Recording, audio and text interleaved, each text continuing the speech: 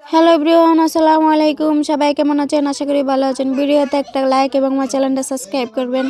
আজকে আমার খালা শাশুড়ি আসছিল, এখানে নিমকি এনেছে। নিমকিগুলো অনেক মুচমুচে ছিল, ভালো ছিল স্বাদ। এইখানে মিষ্টিও এনেছিল, মিষ্টিগুলো অনেক মজা ছিল। দেখেন 3 কালার মিষ্টি।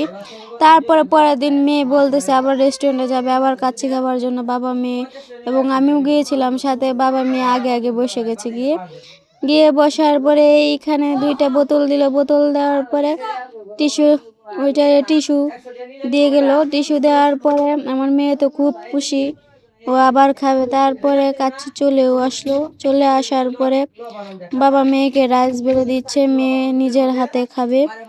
খাওয়ার পরে এখানে দেখেন ফিরনিটা, কাচ্চি বাইয়ের ফিরনিটা অনেক মজা ছিল। তারপরের দিন আমরা বিরিয়ানি রান্নার জন্য এইখানে মাংস কেটে নিয়েছি, মুরগিটা ভালো করে কেটে নিয়েছি, কেটে নিয়ে ধুয়ে নিয়েছি। এখানে 2 কেজি চাল নিয়েছি, 2টা বিরিয়ানি রাঁধুনি মশলা নিয়েছি, নিয়ে এগুলো দিয়ে বিরিয়ানি রান্নার জন্য তৈরি হয়ে গেলাম। এখানে বিরিয়ানির মশলাগুলোকে আদা জিরা পেঁয়াজ বাটা সব একসাথে তেলে ছেড়ে দিয়ে কষিয়ে নেব, ভালো করে নেড়ে ছেড়ে ভেজে নেব। মশলাগুলো আগে আদা জিরা রসুন বাটা পেঁয়াজ বাটা সব একসাথে মিলিয়ে তেলে ছেড়ে দিয়ে ভালো করে ভেজে নিচ্ছি। যত ভাজা হবে তত ঘ্রাণটা সুন্দর হবে। ভালো করে নেড়ে চেড়ে 10 মিনিটের মতো নেড়ে ছেড়ে ভেজে নিয়েছি।